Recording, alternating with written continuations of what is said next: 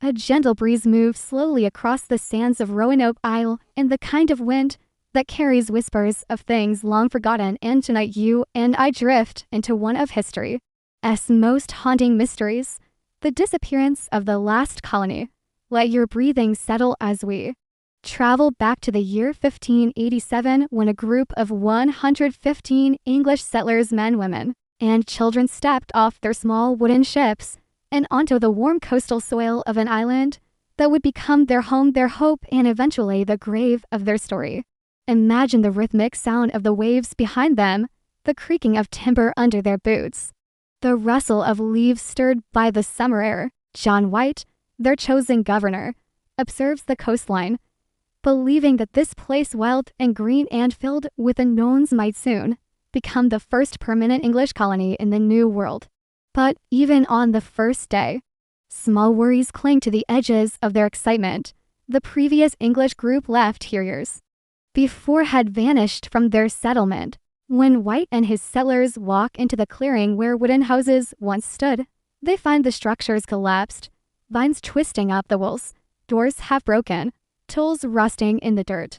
The forest has swallowed the village like a slow-moving tide. Still, they rebuild.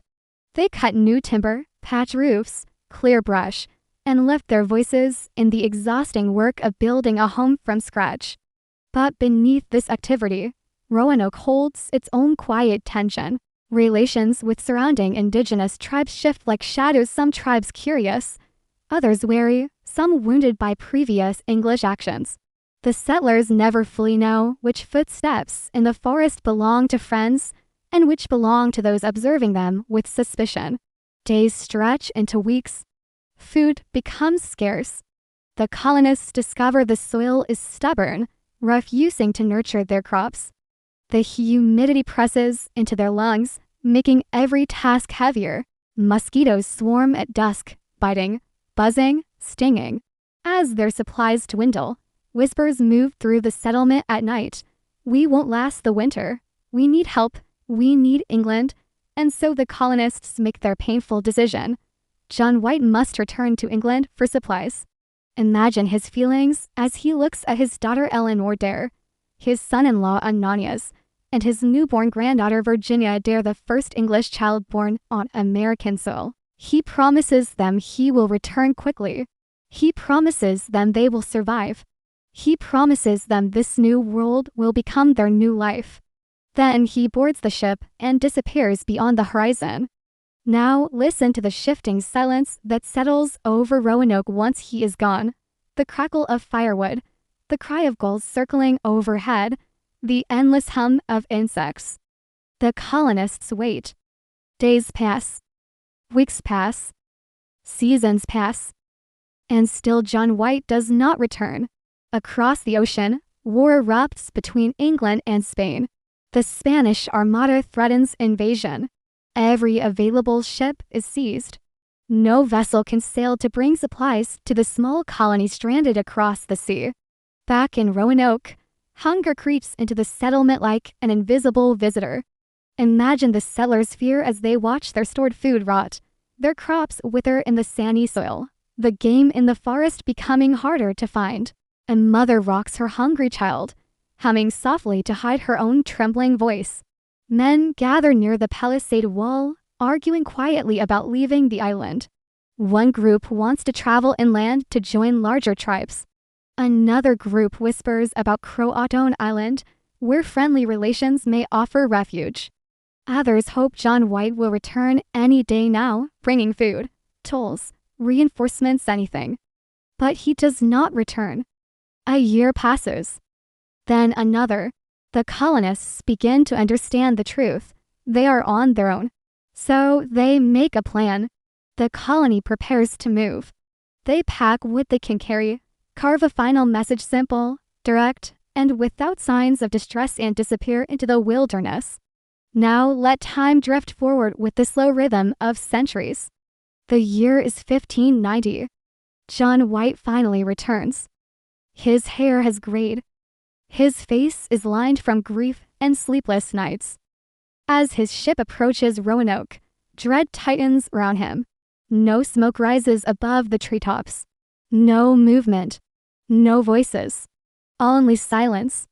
When he steps onto shore, his boots sink into sand untouched by human footsteps. He walks into the settlement and finds it abandoned. Houses dismantled. Tools scattered. Barrels broken. Every sign of life erased. But then he sees it. On a wooden post, carved carefully and deliberately, is a single word, CROATOAN. There is no cross carved above it. No symbol of distress. According to the plan he had made with the colonists years earlier, this means they left willingly. They relocated.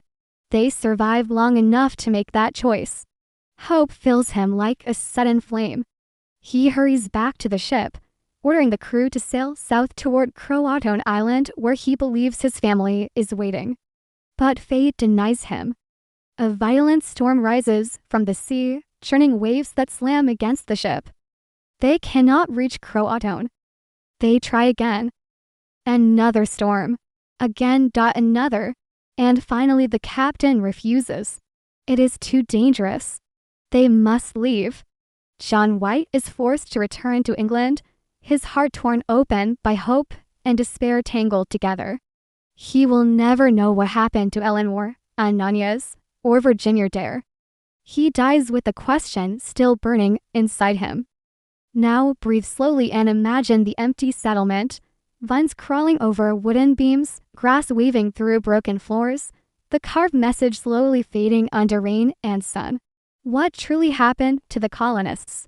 Some believe they joined the Croatan tribe, supported by later sightings of indigenous people with English features, gray eyes, or European-style clothing. Others think the colonists traveled inland, seeking tribes or rivers that could support them. Some reports claim houses and tools resembling English construction were seen far from Roanoke. A darker theory suggests conflict tribal or Spanish, but no signs of violence were ever found. Others imagine starvation forcing desperate decisions. And then, there are the legendary theories, curses, supernatural vanishings, storms swallowing the colony, ghosts. These stories survive because the truth remains hidden. Archaeologists uncover fragments, a copper ring, shards of pottery, iron tools far from the island. Each piece adds a whisper, but never a full sentence. The mystery stays alive because evidence points everywhere and nowhere at once.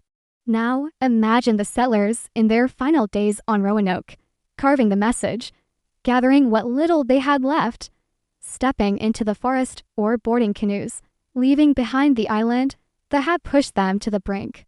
Imagine their voices fading deeper into the wilderness until only trees and weeds remained.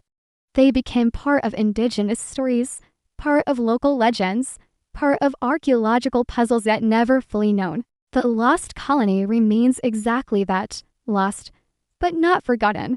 Let the thought settle gently. What do you believe happened to them? Did they survive among other tribes? Did they die quietly in the forest? Did their bloodlines continue, hidden in unexpected places? Or does the truth lie somewhere no one has imagined? As the waves of your thoughts quiet down, let the mystery drift with you like soft fog. And know that the story of Roanoke is not just a historical puzzle, it is a reminder that even ordinary people, in the most fragile circumstances, can leave behind a question powerful enough to echo for over 400 years.